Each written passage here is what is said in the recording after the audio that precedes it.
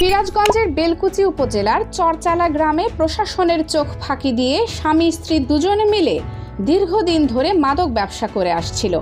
গোপন সংবাদের ভিত্তিতে মাদক বিরোধী অভিযান পরিচালনা করে 5.50 গ্রাম হেরোইন ও মাদক বিক্রির নগদ 2,28,600 টাকা উদ্ধার করেছে সিরাজগঞ্জ মাদকদ্রব্য নিয়ন্ত্রণ অধিদপ্তর।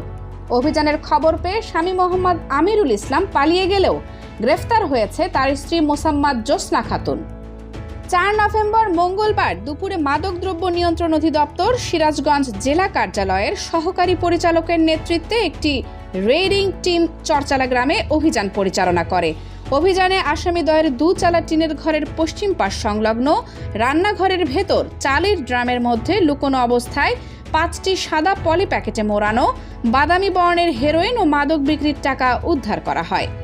গ্রেপ্তারকৃত আসামি মোহাম্মদ আমিরুল ইসলামের স্ত্রী ও মন্টু মণ্ডলের মেয়ে মোসাম্মদ জোসনা খাতুন।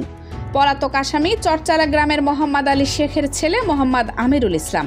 মাদকদ্রব্য নিয়ন্ত্রণ অধিদপ্তর সূত্রে জানা যায়, উদ্ধারকৃত মাদকদ্রব্য ও নগদ অর্থ জব্দ করে নিয়মিত মামলা দায়েরের প্রস্তুতি চলছে। পলাতক আসামি আমিরুলকে গ্রেপ্তারের জন্য অভিযান অব্যাহত রয়েছে।